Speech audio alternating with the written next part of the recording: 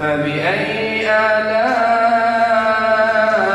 ربكما تكذبان رب المشرقين ورب المغربين فبأي آلاء ربكما تكذبان مرج البحرين يلتقيان بينهما برزخ لا يبغيان فبأي آلاء ربكما تكذبان يخرج منهما اللؤلؤ والمرجان فبأي آلاء ربكما تكذبان وله الجوار المنشآت في البحر كالأعلام فبأي آلاء ربكما تكذبان كل من عليها فان كل من عليها فان كل من عليها فان ويبقى وجه ربك ذو الجلال والإكرام فبأي آلاء ربكما تكذبان يسأله من في السماوات والأرض كل يوم هو في شأن فبأي آلاء ربكما تكذبان سنفرغ لكم أيها الثقلان فبأي آلاء ربكما تكذبان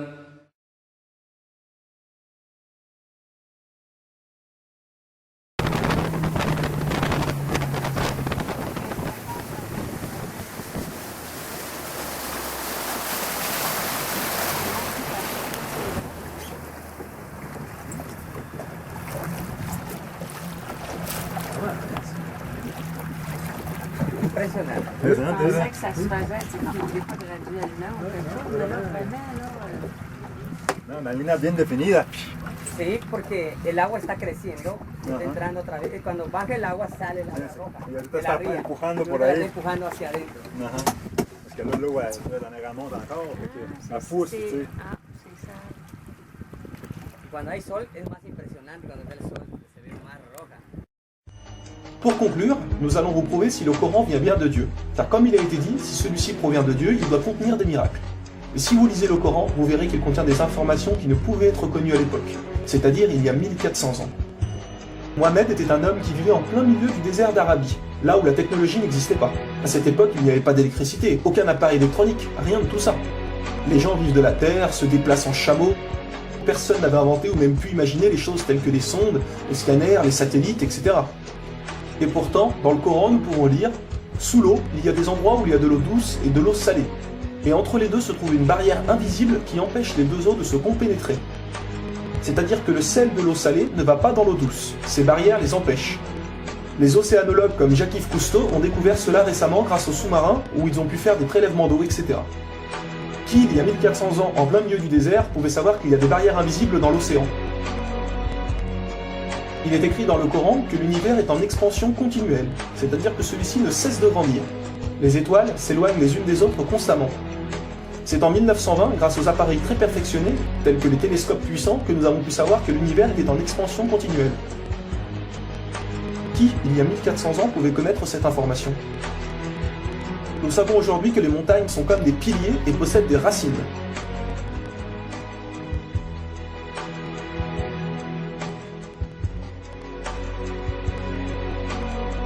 Sans les montagnes, il y aurait très fréquemment des tremblements de terre. Nous savons grâce aux récentes découvertes qu'elles servent à la stabilisation de l'écorce terrestre. Qui, une nouvelle fois, il y a 1400 ans, pouvait savoir que les montagnes étaient ancrées comme des piliers et que ceux-ci servaient à la stabilisation de l'écorce terrestre? Il est écrit dans le Coran que Dieu a créé les 7 cieux et la terre par le même nombre, c'est-à-dire 7. Nous connaissons aujourd'hui, grâce aux sondes qui vont sous terre, que la planète possède 7 couches terrestres. le noyau interne solide, le noyau externe liquide, la couche D, le manteau inférieur, puis le manteau intermédiaire, le manteau supérieur et la lithosphère. Qui, il y a 1400 ans en plein milieu du désert, pouvait savoir que la Terre possédait cette couche? Il était impossible de connaître cela sans la technologie récente. Il est aussi mentionné que les plantes ont des sexes, mâles et femelles. La découverte de la sexualité des plantes fut réalisée par Rudolf Jacob Comnenarius entre 1660 et 1720.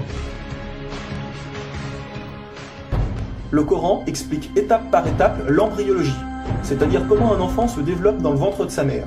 Le professeur Kate Moore, qui a aussi le prix Nobel au Canada de l'embryologie, a confirmé que cela se passait exactement comme indiqué dans le Coran, et a affirmé que ces faits ne pouvaient être connus d'il y a 1400 ans, et que par conséquent, ces informations avaient été révélées à Mohammed par Dieu.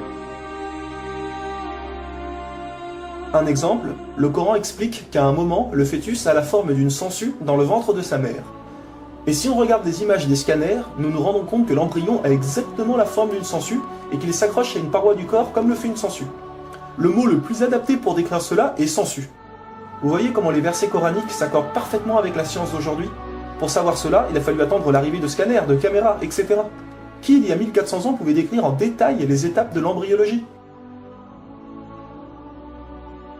Pour ceux qui pensent que le Coran copie certaines civilisations, il faut savoir que certaines personnes auparavant avaient fait des suppositions et avaient pensé des choses qui se sont révélées vraies, mais ont aussi fait énormément d'erreurs, et que soi-disant le Coran les avait copiées. Donc par exemple, si vous prenez un mauvais élève qui copie sur un bon élève, si le bon élève a 18 sur 20, est-ce que le mauvais élève va avoir 20 sur 20? Non, bien sûr que non, car le mauvais élève aura copié les bonnes comme les mauvaises réponses, donc il aura aussi 18 sur 20. Alors si soi-disant le Coran copie les civilisations ou peu importe, comment se fait-il que le Coran extrait le vrai du faux? De plus que ces quelques civilisations ne faisaient que des suppositions. Or Mohammed affirme être sûr de tout ce qu'il dit. Le Coran contient plus de 500 versets dus à la science, sans aucune erreur ou contradiction. Et la technologie d'aujourd'hui ne vient pas contredire, mais confirmer tous les versets un par un du Coran.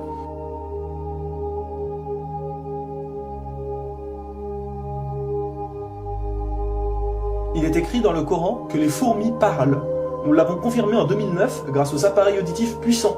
Un homme ne peut entendre ces bruits à l'oreille nue comme ça.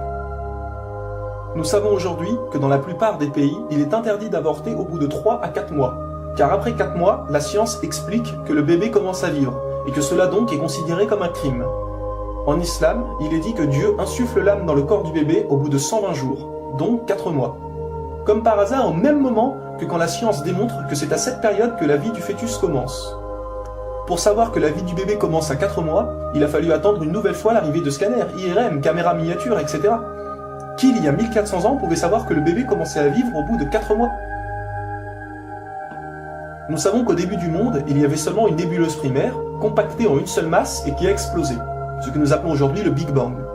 Le déroulement du Big Bang est pourtant écrit dans le Coran. Le Big Bang a été découvert au XXe siècle, alors que le Coran a été écrit au 7e siècle. Le Coran affirme que ce sont les abeilles femelles qui ramassent le pollen des fleurs. Pourquoi le Coran ne parle que des femelles et non des mâles?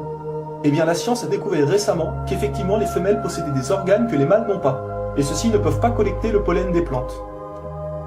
Encore et toujours, qui pouvait savoir il y a 1400 ans que les mâles n'ont pas les organes nécessaires pour le prélèvement du pollen? Il y a longtemps, les gens pensaient que la Terre était plate. Ce n'est qu'en 1577 que Francis Drake fait le tour de la planète et prouve que celle-ci est ronde.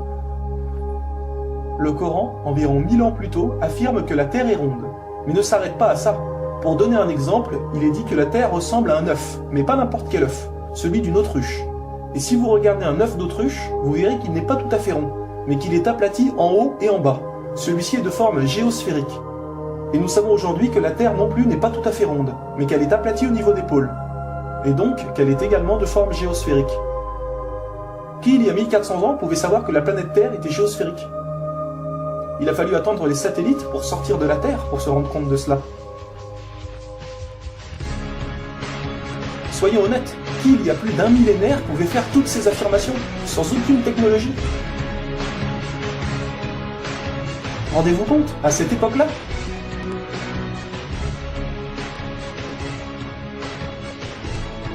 Et soyez conscients que je n'ai donné que quelques exemples. Il y a plus de 500 versets qui parlent de science sans aucune erreur.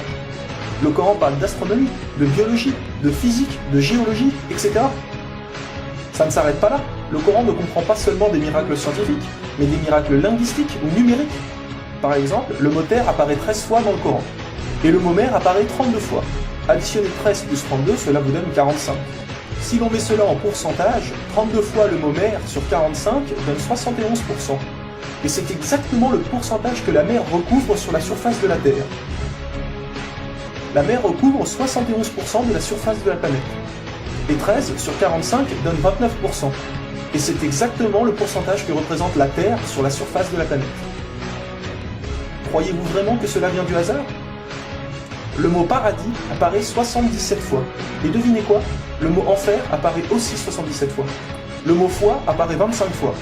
Le mot mécréance apparaît 25 fois. Le mot dunya, qui signifie le monde d'ici-bas, apparaît 115 fois. Akira, qui signifie le monde de l'au-delà, apparaît 115 fois. Le mot ange, 88 fois. Le mot diable, 88 fois. Les hommes, 23 fois. Les femmes, 23 fois. La vie, 145 fois. La mort, 145 fois. Bonne œuvre, 167 fois. Les péchés, 167 fois. Les 7 cieux apparaissent 7 fois. Et il y a encore plein et plein d'autres exemples.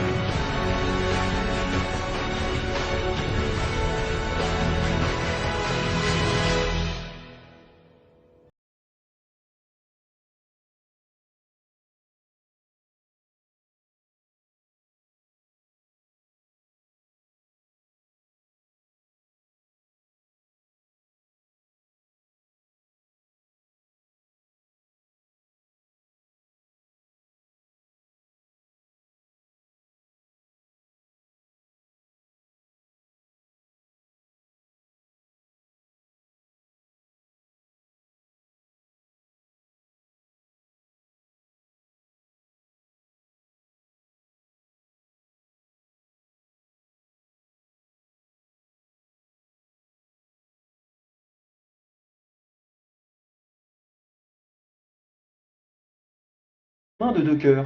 Pourquoi ne parle-t-il que des hommes, puisque les femmes sont mentionnées après? Quand nous lisons tout le passage, nous nous rendons compte que Dieu ne parle pas au sens littéral, mais au sens figuré. Il explique que l'homme ne peut pas être croyant ou non-croyant, c'est l'un ou l'autre, les deux ne peuvent pas coexister. Ou on a la foi, ou on l'a pas. Mais si nous prenons ce verset au sens littéral, est-ce vrai? Oui, bien sûr, l'homme ne possède qu'un seul cœur. Mais pour les femmes, elles peuvent être enceintes, n'est-ce pas? Et quand elles sont enceintes, combien de cœurs possèdent-elles? Vous vous rendez compte de ça? Si Dieu avait mis l'être humain au lieu du mot homme, un petit malin aurait pu dire « Eh, il y a une contradiction. Si on prend cette phrase au sens littéral, la femme peut avoir deux cœurs quand elle est enceinte. » Mais non, même au sens littéral, cette critique est impossible. Que ce soit au sens littéral ou figuré, le Coran est inattaquable.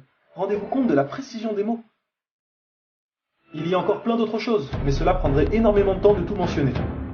Si cela vous intéresse, il existe de nombreuses conférences réalisées par des savants qui ont été filmées et qu'on peut trouver sur internet, telles que la parole divine de Nouman Ali Khan.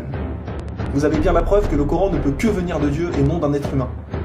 Comment se fait-il que la technologie d'aujourd'hui, la plus développée qui soit, ne puisse créer un seul animal ou plante?